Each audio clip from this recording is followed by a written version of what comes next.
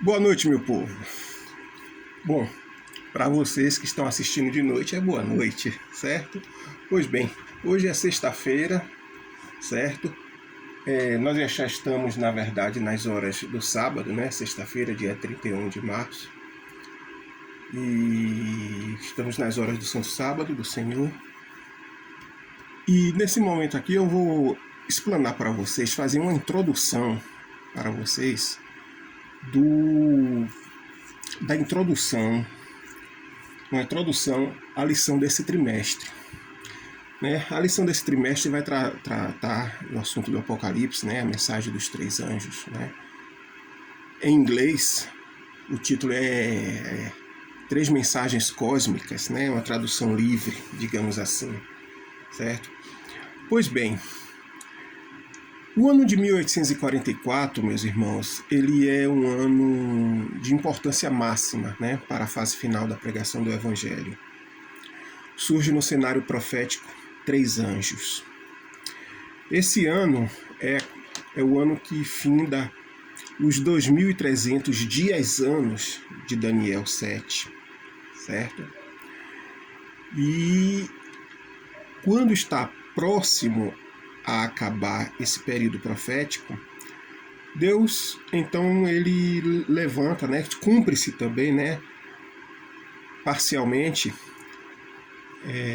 a mensagem do primeiro anjo, certo? Temos a mensagem do segundo anjo e a mensagem do terceiro anjo estamos prestes a ouvi-la, certo? Pois bem, e essas três mensagens, a primeira mensagem ela é muito emblemática, certo? A mensagem do primeiro anjo. Pois bem, mas nós não vamos tratar aqui agora da mensagem do primeiro anjo, não é esse nosso objetivo, certo? Nós só queremos fazer um contraponto. Que contraponto? Veja só. Quando começa a surgir os três anjos pregando, a mensagem dos três anjos de Apocalipse 14, surge um contraponto, certo?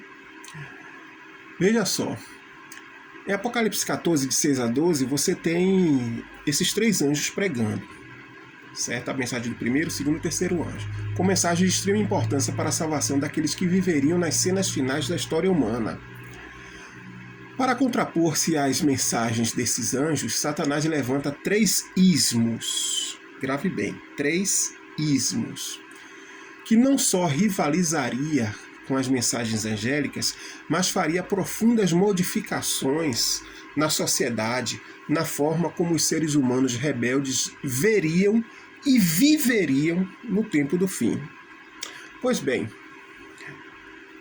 o primeiro ismo que surge também paralelo às três mensagens angélicas, o primeiro ismo é o ateísmo. Na pessoa do filósofo alemão Friedrich Nietzsche.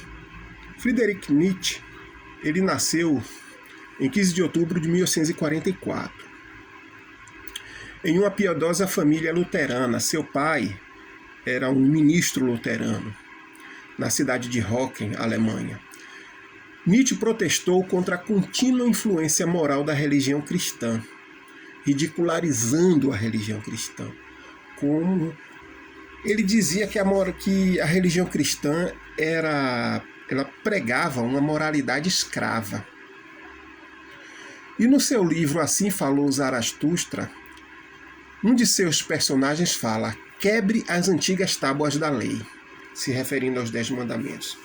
Mas vejam só, o que é essa moralidade escrava de que falou Nietzsche? Ao falar sobre a moralidade escrava, Nietzsche referia-se a um tipo de moralidade que, segundo ele, é adotada por pessoas que se encontram em posição de fraqueza e desvantagem social, certo? Ele disse que a moralidade escrava é um instrumento da religião, especificamente do cristianismo, judaísmo, leia-se assim, cristianismo e judaísmo, como um instrumento para manter as pessoas escravas dos poderosos, certo? Aquele discurso de Cristo de ser humilde, aquele discurso de Cristo de andar a segunda milha, certo? Aquele discurso de Jesus de dar a outra face para receber um tapa, certo? O discurso de Cristo, do cristão ser luz e sal na terra, ser humilde, certo? Então Nietzsche chamava isso de uma moralidade escrava, certo? Em que os poderosos não faziam uso dessa moralidade escrava para si, mas faziam uso dessa moralidade escrava como um meio de submeter os mais pobres, através desse discurso de humildade, de mansidão. Então o que é que Nietzsche está pensando nisso? Em lançar por terra essa ideia e lançar a ideia de uma revolução social. Grave bem essa palavra, essa frase, revolução social, certo? Para Nietzsche, a moralidade escrava é frequentemente vinculada à religião. Ele afirmou que perspectivas religiosas como o cristianismo e o judaísmo promovem uma moralidade escrava, onde a humildade, a submissão, a renúncia e a caridade são valorizadas, enquanto a autoafirmação, a autonomia são vistas como pecaminosas e condenáveis. Bom, segundo Nietzsche, a moralidade escrava apresentada pelo cristianismo tem na figura de Jesus Cristo seu maior exemplo, que se submeteu voluntariamente ao sofrimento e à morte para demonstrar sua humildade e servidão a Deus. Dessa forma, o cristianismo valoriza a resignação e a submissão a Deus, que se expressa na aceitação do sofrimento e na expectativa da vida após a morte, como um eventual prêmio para aqueles que seguem essas regras. Ou seja, você seja submisso aqui na terra, você seja humilde, certo? Você seja, como é que se diz? Você seja uma pessoa que renuncia o eu, certo? Mas ele disse que essa renúncia é em favor de outros, dos poderosos. Mas não se preocupe não, porque na vida por vir, você vai ter sua recompensa. E ele diz que esse tipo de raciocínio torna as pessoas escravas, certo? Esse tipo de raciocínio torna as pessoas escravas. E que isso limita a pessoa socialmente, coloca barreiras em sua mente de maneira que ela não venha a ascender, certo? Pois bem, com isso, ele também, ele nega, digamos assim, que essa moralidade escrava seja um fator para a ascensão, certo, do cristão ao poder, digamos assim. Pois bem, mas vamos seguir adiante. Quando ele diz quebre as antigas tábuas da lei, em seu personagem, o Zaratustra, no seu livro, Assim Falou Zaratustra, ele diz quebra as antigas tábuas da lei, e ele está se referindo a uma crítica à tradição herdada das sociedades antigas, no caso especificamente a tradição judaico-cristã, que criaram códigos de conduta. Os 10 mandamentos, regras e princípios éticos que se baseavam na noção de que os seres humanos devem buscar uma transcendência, um relacionamento com o Criador, Nietzsche chamava essa transcendência, essa submissão aos códigos religiosos, né? Essas tábuas da lei, né? A lei mosaica, né? Digamos assim. Ele dizia que a submissão a esses códigos é uma fuga da vida, que isso leva o indivíduo a, digamos assim, a buscar um sentido para a sua vida nesse mundo terreno, certo? E que, na verdade, o indivíduo deveria quebrar esses paradigmas, quebrar esse vínculo religioso e negar a existência de Deus para ele atingir, digamos assim, uma experiência uma experiência imediata, uma experiência terrena, digamos assim, certo? Uma experiência terrena, porque não há uma vida além dessa. Tudo que você tem que fazer, certo? Você busca uma experiência aqui, nessa terra. Esqueça essa moralidade escrava judaico-cristã.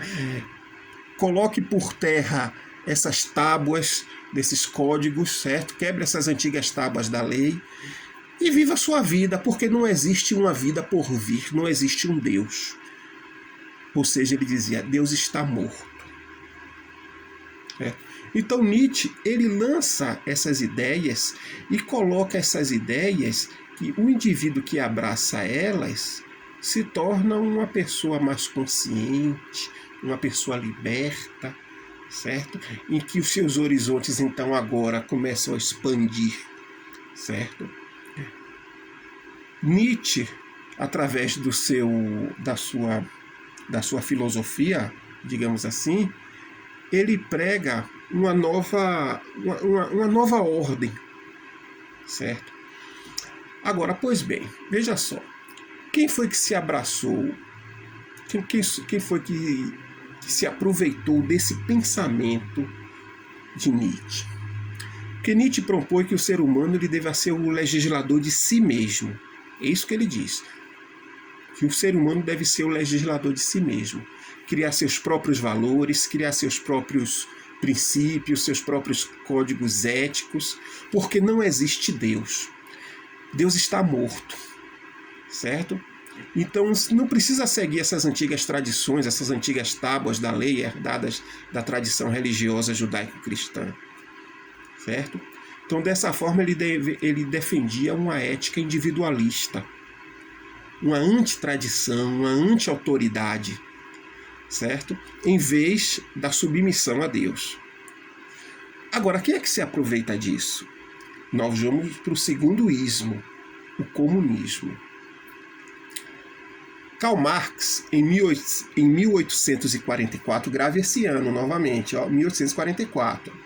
Enquanto Nietzsche nasceu em 15 de outubro de 1844, nesse mesmo ano, 1844, Karl Marx ele escreve os manuscritos econômicos e filosóficos, certo? Lançando as bases do materialismo histórico, promovendo a luta de classes, revolução socialista e uma sociedade sem classes, certo? Sem classe. Ou seja, Karl Marx ele lança as bases do comunismo, como nós o conhecemos hoje, certo? O materialismo histórico. O que é que diz o materialismo histórico de Karl Marx? Ele diz o seguinte: ele parte do pressuposto de que a história ela é impulsionada por conflitos entre classes sociais e que o modo de produção determina as relações sociais e políticas entre na sociedade. Segundo Marx, a luta de classe ela é inevitável e a emancipação da humanidade só será alcançada com a superação do sistema capitalista e a implantação da ditadura do proletariado. Pois bem, onde os trabalhadores então vão despojar os patrões dos meios de produção e tomar para si os meios de produção dos patrões. Certo? Pois bem, assim quando Marx aponta para as contradições do sistema capitalista e busca uma transformação radical das estruturas sociais, a teologia cristã acredita, na verdade, na salvação individual e coletiva através da adesão de valores cristãos, sem a necessidade de uma revolução material. Veja, pois o contraponto com essa teoria, a teoria marxista do materialismo histórico, de que a história ela é a luta de classes, certo? A palavra de Deus, né, a Bíblia, ela mostra justamente o contrário. Certo? E justamente o contrário.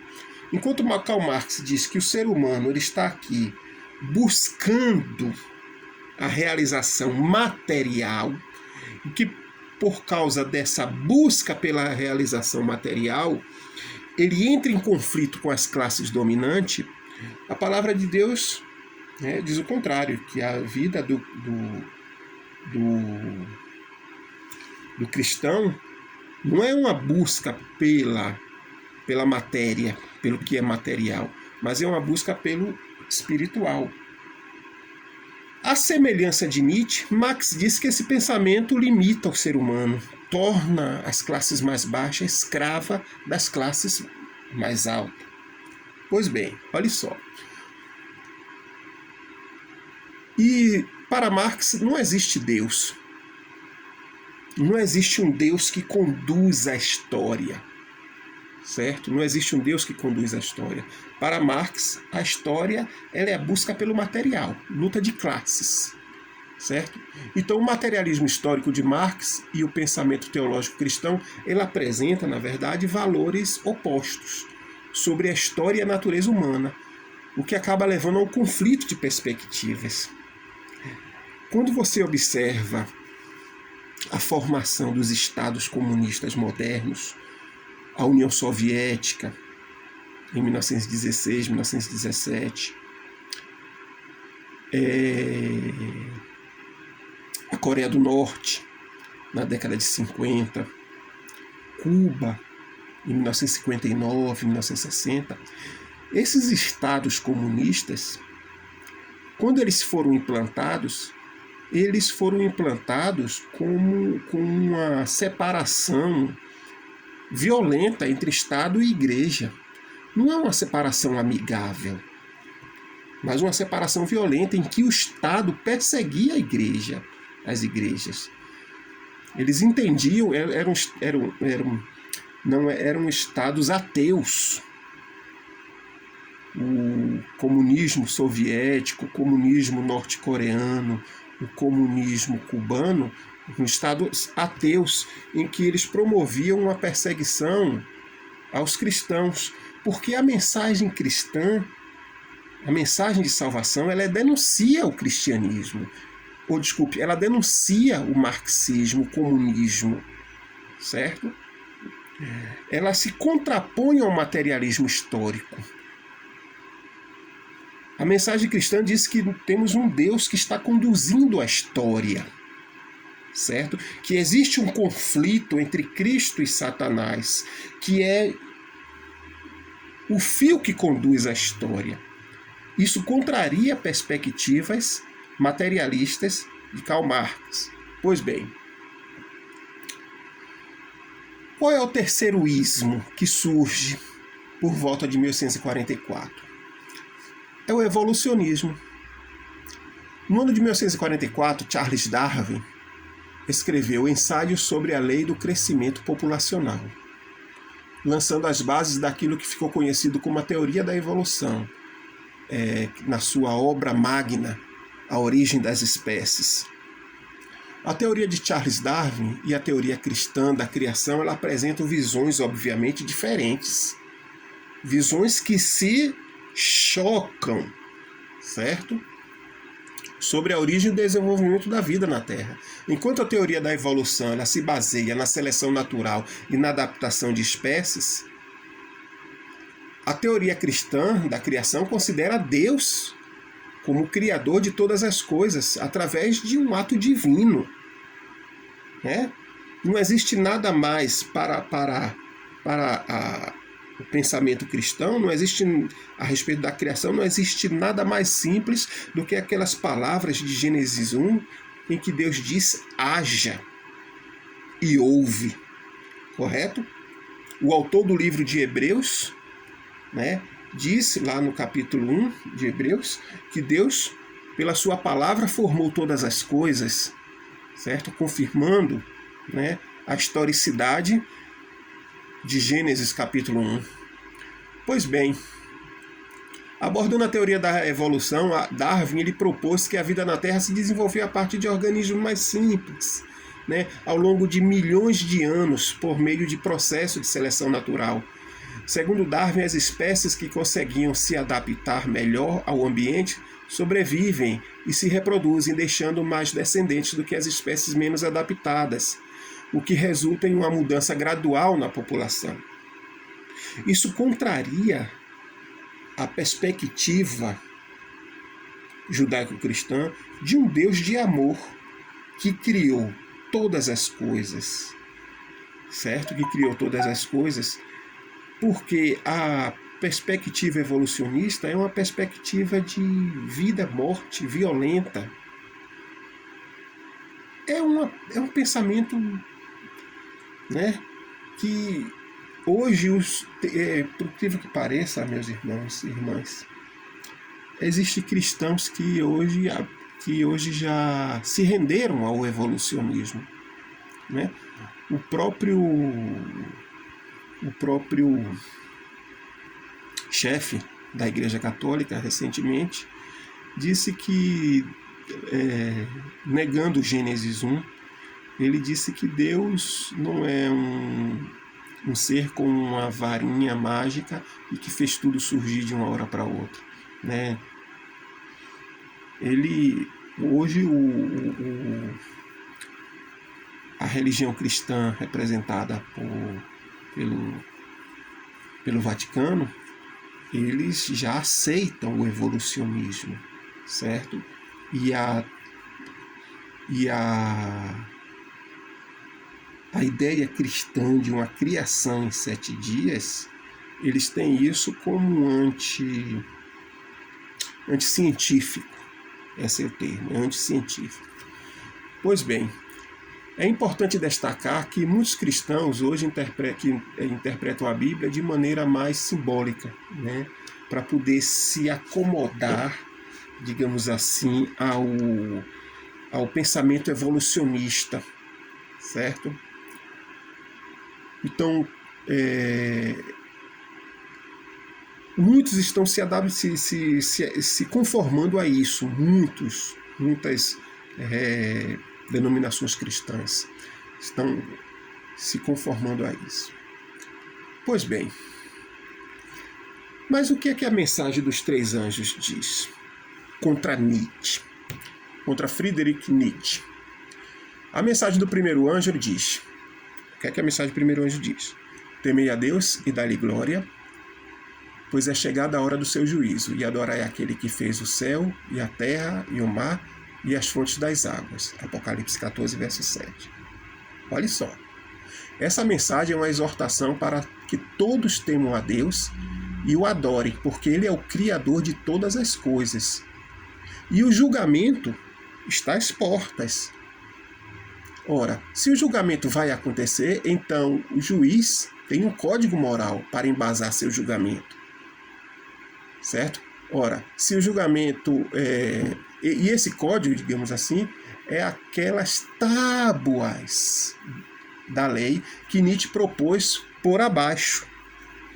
Os 10 mandamentos, meus irmãos, continuam vigorando para toda a humanidade. Quer aceite, quer não. Quer concorde, quer não. Certo? Nesse sentido, a mensagem do primeiro anjo ele pode ser vista como uma lembrança do papel fundamental de Deus como Criador e como juiz. E um convite para que as pessoas abandonem os caminhos da impiedade e da injustiça e se voltem a Ele com fé e devoção. Então, Deus não está morto, como propôs Friedrich Nietzsche. Pois bem, a mensagem do primeiro anjo serve também para Karl Marx. Repetindo, vamos ler novamente a mensagem do primeiro anjo. Apocalipse 14, 7. Temei a Deus e dai-lhe glória, pois é chegada a hora do seu juízo. E adorai aquele que fez o céu e a terra e o mar e a fonte das águas. Essa mensagem proclama que a história da redenção é o fio condutor que explica a história da raça humana. Apocalipse 13, verso 8, fala de Jesus como o cordeiro que foi morto desde a fundação do mundo. E que esta ordem social não vai terminar, preste bem atenção, esta ordem social ela não vai terminar com a utopia comunista idealizada por Marx.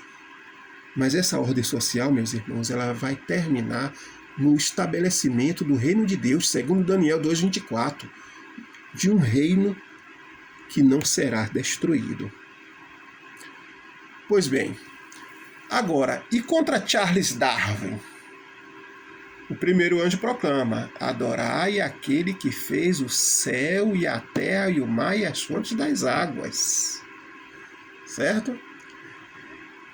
E que a vida, meus irmãos, não se originou com uma ameba primordial. Certo? Que não se originou no processo natural e aleatório de mutação e seleção natural.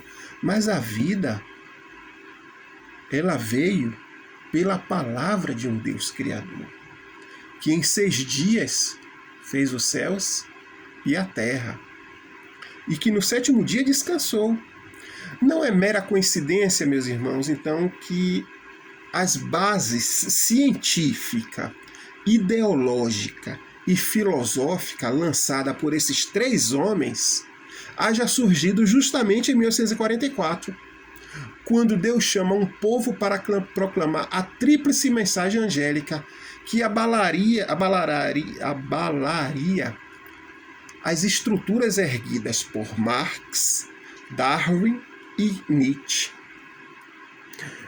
Hoje, nós estamos vivendo em uma sociedade darwiniana, uma sociedade marxista e uma sociedade cujo pensamento filosófico está baseado em Nietzsche. Certo? E a mensagem dos 3 anjos, ela vem então para pôr abaixo essa estrutura. Certo? Pois bem, é interessante notar que essa estrutura social que foi erguida para se contrapor à mensagem dos 3 anjos, nós estamos enfrentando ela a duras penas. Eu não posso falar certas palavras aqui, porque se eu falar esse vídeo que eu estou colocando aqui no YouTube, ele vai ser derrubado. Por enquanto só vou poder falar na igreja. Por enquanto. E assim mesmo, com muito cuidado. Porque já tem cristãos, lastimavelmente, que já estão indo junto com a maré, né, dessas teorias modernas, não tão modernas assim, certo? E que está se contrapondo à mensagem dos 3 anjos. Então, meus irmãos e irmãs, que Deus os abençoe. Que os irmãos e as irmãs possam aproveitar dessa lição. Ser uma lição que vai colocar, digamos assim, em xeque muitas crenças acalentadas. E que Deus nos abençoe em nome de Jesus.